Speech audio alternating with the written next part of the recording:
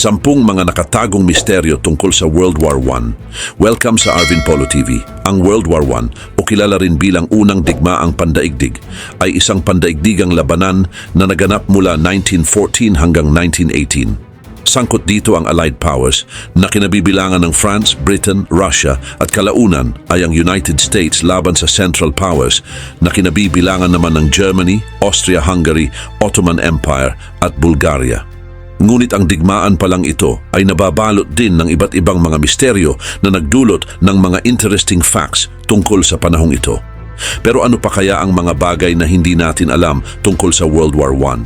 Kaya naman sa video na ito ay tutuklasin natin ang 10 mga misteryo tungkol sa World War I. Kaya naman simulan na natin.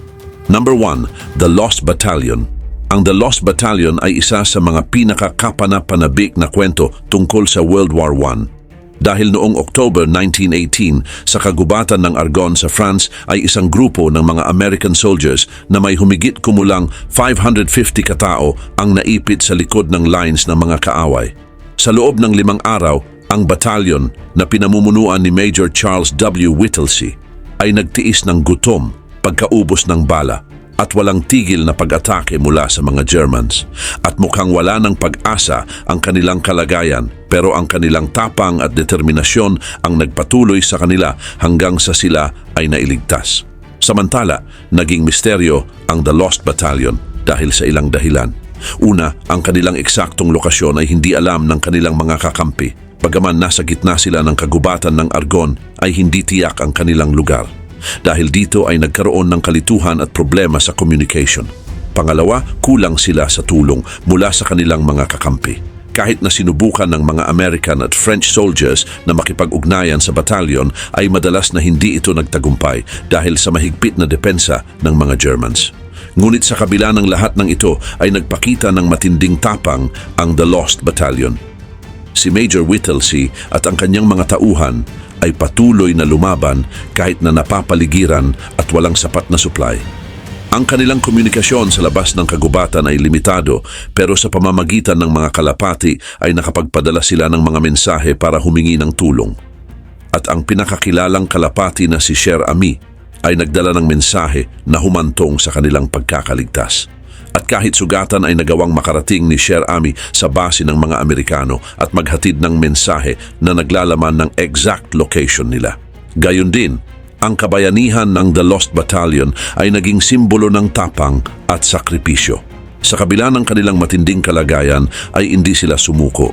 Sa 5 araw na pagkakaipit ay humigit kumulang 197 sa kanila ang napatay at marami ang nasugatan. Subalit ang kanilang paglaban ay nagbigay ng inspirasyon sa mga kapwa sundalo nila at sa buong Amerika.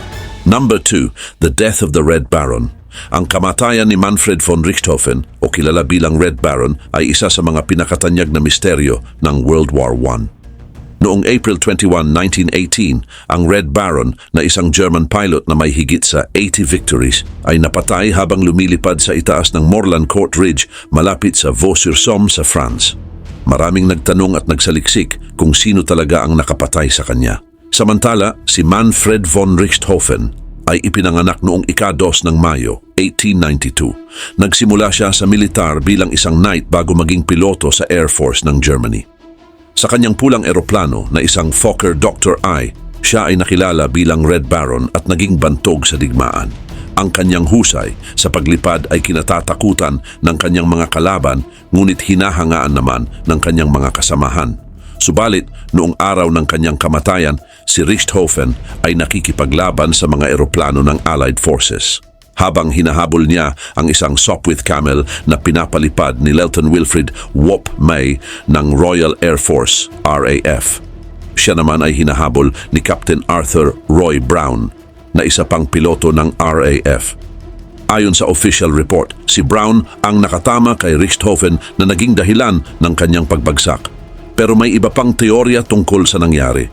Isa sa mga teorya ay si Richthofen ay nabaril mula sa lupa ng isang Australian soldier. Ayon sa investigasyon ng Australian Flying Corps, ang bala na pumatay kay Richthofen ay maaaring galing sa lupa mula sa machine gun ni Sergeant Cedric Popkin. Ang pag-aaral ng sugat ni Richthofen ay nagpakita na ang bala ay pumasok sa kanyang kanang dibdib at lumabas sa kaliwang bahagi na tumutugma sa direksyon ng putok mula sa lupa. Maliban dito, isa pang teorya ay si Gunner Robert Bui na isa pang Australian ang bumaril kay Richthofen. May mga sundalo na nagsabi na nakita nila si Bui na nagpaputok sa eroplano ni Richthofen at may ebidensya na nagsasabing si Bui ay nasa tamang posisyon para gawin ito. Ngunit hindi pa rin malinaw ang eksaktong detalye at ang iba't ibang ulat ay nagdudulot ng higit pang kalituhan. Bukod sa mga technical details ay pinag-uusapan din ang kondisyon ni Richthofen bago siya namatay. Maraming ulat ang nagsasabing siya ay pagod. Ang matinding pressure ng pagiging isang kilalang piloto at ang patuloy na panganib ng digmaan ay maaaring nakaapekto sa kanyang mga desisyon at paglipad. Number 3, the explosion of Black Tom Island. Ang Black Tom Island ay isang artificial island sa Jersey City, New Jersey. At noong July 30, 1916 ay isang malaking pagsabog ang naganap dito na naging isa sa pinakamalaking insidente ng pananabotahe sa kasaysayan ng United States. Nangyari ang pagsabog bandang 2:08 ng umaga.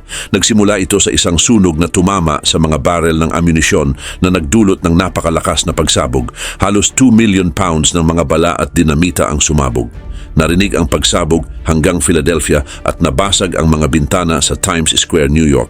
Nasira rin ang Statue of Liberty na malapit sa Black Tom Island. Ang kamay ng estatwa na may hawak na torch ay napinsala at isinara sa publiko. 4 hanggang 7 tao ang namatay sa pagsabog kasama ang ilang manggagawa at mga pulis na rumisponde. Marami ding tao ang nasugatan at umabot sa $20 million ang pinsala. Malaking bahagi ng ekonomiya ng lugar at pati na ang mga negosyo at riles ang naapektuhan. Pinaniniwalaan naman na ang pagsabog sa Black Tom ay sinabotahe ng mga German agents para pigilan ng United States sa pagsuplay ng mga armas sa mga kaaway ng Germany. Kahit neutral ang United States noong panahong iyon ay nag-e-export ito ng maraming armas sa allies tulad ng United Kingdom at France. Ang mga German saboteurs sa pamumuno ni Franz von Rintelen ay nagplano at nagsagawa ng mga aksyon para mapinsala ang mga supply lines ng Allies at ang pagsabog sa Black Tom ay isa sa pinakamatinding aksyon na kanilang ginawa. Subalit matapos ang pagsabog ay inabot ng mga taon ang investigasyon bago natukoy na ito ay sabotahe. Ang Bureau of Investigation naman ay nagsagawa ng malalimang investigasyon at nahanap ang mga ebidensyang nag-uugnay sa mga German agents. At sa huli ay pinagbabayad ng malaking halaga ang German government bilang kabayaran sa pinsala, ngunit tumagal ng maraming taon bago ito tuluyang maresolba. Number 4, the fate of Mata Hari. Si Mata Hari na ipinanganak bilang Margaretha Gertruida Zelle noong August 7, 1876 sa Netherlands ay isang kilalang espiya noong panahon ng World War I. Ang kanyang buhay ay puno ng misteryo at kontrobersya na pinag-uusapan pa rin hanggang ngayon. Lumaki siya sa Netherlands at nagpakasal kay Rudolf MacLeod na isang opisyal ng militar. Nagkaroon sila ng 2 anak pero hindi naging masaya ang kanilang pagsasama. Dahil sa mga problema sa pamilya ay iniwan ni Margaretha ang kanyang asawa at nagsimulang mag-perform bilang isang exotic dancer sa Paris. Dito niya ginamit ang pangalang Mata Hari na nangangahulugang Eye of the Day sa Malay. Naging sikat siya sa Europe dahil sa kanyang kagandahan at kakaibang sayaw. Pero nang magsimula ang World War I ay nagbago ang kanyang buhay. Dahil sa kanyang koneksyon sa mga makapangyarihang tao mula sa iba't ibang bansa, ay inakusahan siyang espiya para sa Germany.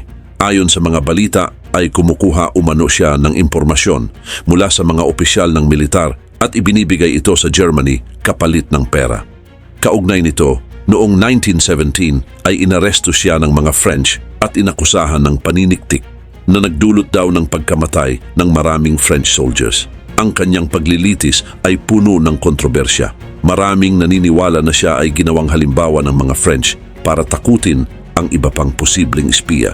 Ang ebidensya laban sa kanya ay kaduda-duda at karamihan ay batay lang sa tsismis. Subalit kahit kulang sa matibay na ebidensya ay hinatulan siyang mamatay sa pamamagitan ng firing squad. Noong October 15, 1917, siya ay binaril sa Vincennes, France. Sa kanyang huling mga sandali ay ipinakita niya ang tapang at dignidad at hindi siya natakot sa harap ng kamatayan. Ang kanyang pagkamatay ay nag-iwan ng maraming tanong. Maraming historian ang naniniwala na siya ay biktima lamang ng mga pangyayari at hindi talaga espiya. Ang iba naman ay naniniwala na nagtatrabaho siya para sa Germany pero hindi sa paraang ipinakita ng mga nag-aakusa. Number 5, the death of Franz Ferdinand. Ang pagpatay kay Archduke Franz Ferdinand ng Austria noong June 28, 1914 ay isang mahalagang pangyayari na naging sanhi ng pagsisimula ng World War I. Bilang tagapagmana ng trono ng Austro-Hungarian Empire, ang kanyang kamatayan ay nagdulot ng malaking pagbabago sa Europe na nagdulot ng mga alyansa at nagtulak sa digmaan. Naganap ang pagpatay kay Franz Ferdinand sa Sarajevo, ang kapital ng Bosnia at Herzegovina na noon ay bahagi ng Austro-Hungarian Empire. Kasama ang kanyang asawa na si Sophie, Duchess of Hohenberg, ay bumisita sila sa lungsod para sa isang opisyal na gawain. Kahit na may mga babala ng panganib ay nagpatuloy sila sa kanilang pagbisita. Habang naglalakbay sa pamamagitan ng kotse ay isang grupo ng mga nationalists mula sa Black Hand Movement ang nagplano ng pagpatay sa kanila. Ang unang pagtatangka ay nabigo. Isang granada ang itinapon sa kanilang kotse, ngunit sumabog ito sa likod at nasugatan ang ilang opisyal at mga civilians. Ngunit sa kabila ng insidente ay ipinagpatuloy ni Franz Ferdinand ang kanilang paglalakbay na nagdala sa kanila sa mas malaking panganib. Sa kanilang pagbabalik mula sa hospital kung saan nila binisita ang mga nasugatan, ang kanilang kotse ay napunta sa isang kalye kung saan naroroon si Gavrilo Princip na isa sa mga members ng Black Hand. At sa isang malapitang pagbaril ay napatay ni Princip si Franz Ferdinand at si Sophie. Ang kanilang kamatayan ay nagdulot ng matinding reaksyon mula sa Austro-Hungarian Empire na nagbigay ng ultimatum sa Serbia na pinaniniwalaang nagbigay suporta sa mga salarin. Ngunit hindi tinanggap ng Serbia ang ultimatum na nagresulta sa pagpapahayag ng digmaan. Ang Russia, na kaalyado ng Serbia, ay nagmobilized ng kanilang mga puwersa na nag-udyok naman sa Germany, na kaalyado ng Austro-Hungary, na magdeklara ng digmaan laban sa Russia. Ang mga series ng deklarasyon ng digmaan ay nagpatuloy na nagresulta ng isang malaking digmaan sa Europe. Gayon din, maraming tanong at misteryo ang bumabalot sa pagpatay kay Franz Ferdinand. Isa sa mga tanong ay kung paano nagawang makalapit ni Princip sa kotse ng mag-asawa matapos ang unang pagtatangkang pagpatay. Ang iba ay nagsasabi na maaaring may mga tao sa loob ng Austro-Hungarian Empire na nais tanggalin si Franz Ferdinand dahil sa kanyang mga plano hinggil sa mga reforms. Number 6, the Angels of Mons. Ang Angels of Mons ay isang kilalang kwento mula sa World War I. Nagsimula ito sa labanan ng Mons noong August 23, 1914 sa Belgium. Dito naglaban ang British Expeditionary Force o BEF at ang mas malakas na German force. Sa gitna ng labanan at halos tiyak na pagkatalo ay lumabas ang kwento na may mga anghel na tumulong sa mga British soldiers. Ayon sa kwento, habang umaatras ang mga British soldiers mula sa mga Germans, ay biglang nagpakita ang mga anghel na may hawak na espada at pinigilan ang mga Germans. Ang kwento ay nagbigay ng inspirasyon at pag-asa sa mga sundalo at sa mga tao. Iba-iba ang mga detalye ng kwento pero laging may kasamang supernatural elements at miraculous rescue. Samantala, maaaring nagmula ang kwentong ito sa isang maikling kwento ni Arthur Machen na pinamagatang The Bowmen na lumabas sa London Evening News noong September 29, 1914. Bagaman katang-isip lamang ito, ay mabilis na kumalat ang kwento at tinanggap ng maraming tao bilang totoo dahil sa epekto ng digmaan. Ngunit lalong lumaganap ang kwento ng mga anghel ng maraming sundalo at saksi ang nagulat ng kanilang sariling karanasan at pagkakita sa mga anghel. May mga sundalo na nagsabing nakakita sila ng mga anghel sa labanan na nagbigay sa kanila ng lakas at tapang. Ang iba naman ay nagsabing nakita nila ang mga anino ng mga anghel na pumipigil sa mga bala ng kaaway at tumutulong sa mga sugatang sundalo. Gayon din, nagdulot ng maraming debate at pag-aalinlangan ang alamat ng Angels of Mons. Ang mga hindi naniniwala ay nagsasabing gawa-gawa lamang ito para itaas ang moral ng mga sundalo at ng publiko. Ang mga naniniwala naman ay nagsasabing totoo ang mga kwento ng mga sundalo at isang milagro ang nangyari. Ayon din sa mga historians, ay maaaring bunga ito ng mass hysteria o collective hallucination na isang karaniwang reaksyon sa matinding stress ng digmaan. At kahit may mga pagdududa, ay nananatiling mahalagang bahagi ng kasaysayan ng World War I ang kwento ng Angels of Mons. Ito rin ay naging simbolo ng pag-asa at pananampalataya sa gitna ng digmaan. Marami ang naniniwala na ang mga ganitong kwento ay nagpapakita ng halaga ng espiritual na paniniwala at ang kakayahan ng tao na makakita ng liwanag sa kabila ng kadiliman. Number 7. The Sinking of the Lusitania. Noong May 7, 1915 ay lumubog ang RMS Lusitania na isang malaking British ship matapos tamaan ng torpedo mula sa German submarine na U-20. Nangyari ito malapit sa baybayin ng Ireland at nagdulot ng pagkamatay ng umaabot sa 1,198 mula sa 1,959 na mga sakay nito. Ang trahedyang ito ay nagdulot ng galit at naging isa sa mga dahilan ng pagpasok ng United States sa World War I. Hanggang ngayon ay marami pa ring tanong at misteryo ang bumabalot sa pagkalubog ng Lusitania. Kaugnay nito, nagmula ang Lusitania sa New York patungong Liverpool, dala ang mga pasahero at kargamento. Habang papalapit ito sa dulo ng kanyang paglalakbay, ay dumaan ito sa isang war zone kung saan maraming commercial ship ang nabiktima ng mga German U-boats. Pero sa kabila ng mga babala mula sa German Embassy na nagpapayo sa mga pasahero na iwasan ang paglalakbay gamit ang Lusitania, ay nagpatuloy pa rin ang barko. Hindi rin malinaw kung bakit hindi sinamahan ng mga escort ships mula sa Royal Navy ang Lusitania upang protektahan ito laban sa mga U-boat. Ngunit matapos tamaan ng torpedo mula sa U-20 ay nagkaroon ng pangalawang malakas na pagsabog sa Lusitania na nagdulot ng mabilis na pagkalubog ng barko sa loob lamang ng 18 minutes. Subalit hindi pa rin malinaw ang dahilan ng pangalawang pagsabog. May mga teorya na nagsasabing ito ay dulot ng mga armas at mga bala na lihim na karga ng barko. Itinanggi ito ng British government, pero may mga dokumento at testimonya pagkatapos ng digmaan na nagpapakita ng posibleng katotohanan nito. Dagdag pa rito, ang pag-atake sa Lusitania ay nagdulot din ng galit, lalo na sa United States. Ginamit ito bilang propaganda upang hikayatin ng Amerika na sumali sa digmaang pandaigdig. Matapos ang paglubog ay nagsagawa din ng ilang opisyal na pagsisiyasat upang tukuyin ang mga dahilan ng trahedya. Ang British Admiralty at ang Cunard Line ay parehong nag-imbestiga. Pero marami pa rin ang hindi nasiyahan sa mga resulta. Marami ang nagtatanong kung bakit walang sapat na proteksyon ang barko at kung ano talaga ang laman ng kanyang kargamento. Number 8. The Missing Pilots of Gallipoli. Noong World War I, ang labanan sa Gallipoli ay itinuturing na isa sa mga pinakamatinding labanan. Sa gitna ng digmaan ay lumitaw ang isang malaking misteryo at ito ay ang pagkawala ng mga piloto sa Gallipoli. Ang kanilang kwento ay nagdulot din ng maraming tanong at haka-haka. Samantala, noong 1915 ay nagdesisyon ang Allied Powers, lalo na ang mga British at Australian forces, na sakupin ang Gallipoli Peninsula para matulungan ang Russia. Maraming buhay ang nawala at maraming sundalo ang nagpakita ng tapang. Ngunit kasabay nito ay may ulat din ng misteryosong pagkawala. At ang pinakasikat na kwento ay ang pagkawala ng isang grupo ng mga piloto. Ayon sa mga ulat, isang grupo ng mga piloto mula sa Australian Flying Corps ang naglunsad ng isang misyon para magdala ng mahalagang impormasyon sa kanilang mga kasama sa kalupaan. At habang nasa ere, ay bigla na lang nawala ang kanilang mga eroplano. Walang bakas ng mga ito ang natagpuan, maging ang mga labi ng eroplano o ang mga piloto.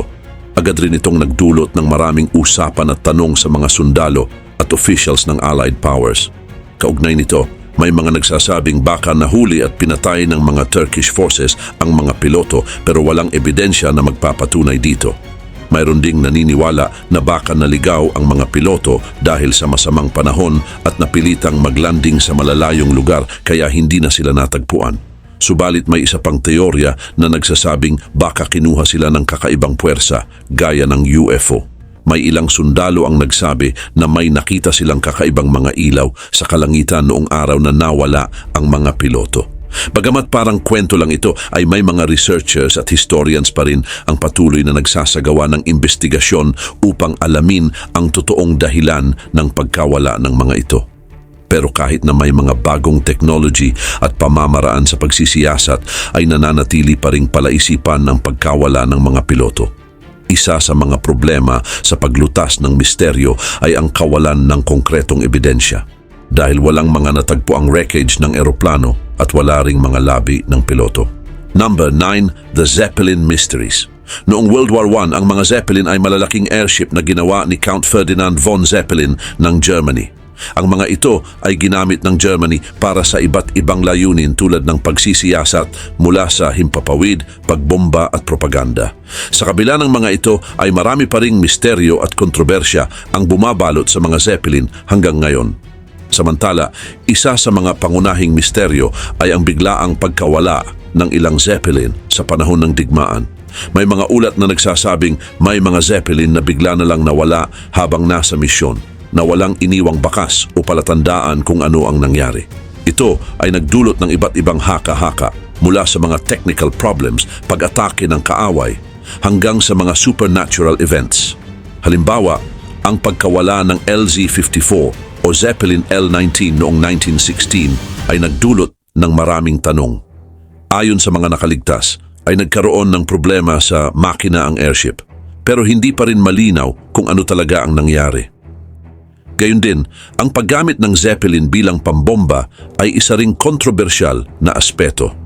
Noong World War I, ay ginamit ng Germany ang mga Zeppelin para bombahin ang mga lungsod sa Britain na nagdulot ng malaking pinsala at takot sa mga sibilyan. Subalit, maraming nagdududa sa pagiging epektibo ng mga ito. Ang mga Zeppelin ay madaling makita at mabagal, kaya nagiging madali para sa mga kaaway na salakayin ng mga ito. Sa kabila ng kanilang laki at kakayahang magdala ng maraming bomba, ay naging madali silang defensive target ng Britain tulad ng mga eroplano at anti-aircraft artillery. Bukod dito, ang paggawa at pagpapanatili ng mga Zeppelin ay isa ring misteryo. Ayon sa mga ulat, ay napaka-advanced ng technology sa paggawa ng mga Zeppelin para sa panahon na iyon.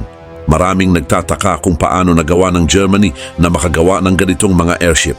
Ang proseso ng paggawa, mga materials na ginamit at ang mga taong nasa likod nito ay naging paksa ng maraming pag-aaral at speculations.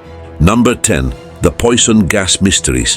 Ang The Poison Gas Mysteries ay isang bahagi ng kasaysayan ng World War I na nagpapakita ng paggamit ng nakalalasong gas sa labanan. Samantala, ang unang paggamit ng nakalalasong gas sa digmaan ay nangyari noong April 22, 1915 sa labanan ng Ypres.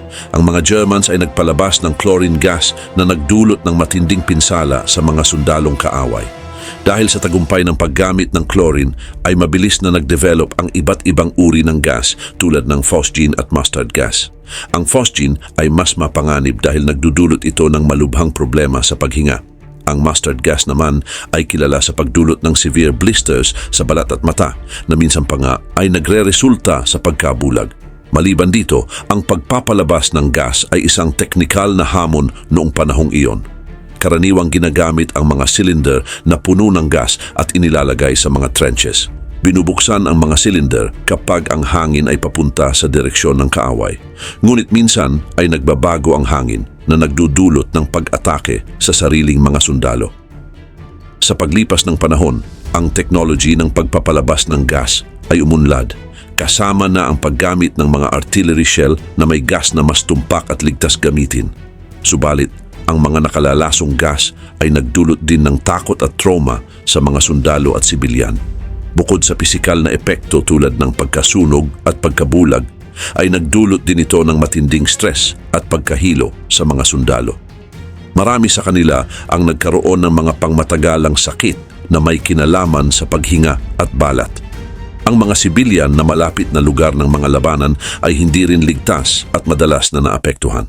Karagdagan pa dito, ang paggamit ng poison gas ay nagdulot din ng mga debate sa usaping ethical. Kaya noong 1925 ay ipinasa ang Geneva Protocol na nagbabawal sa paggamit ng chemical at biological weapons bilang tugon sa mga epekto ng poison gas.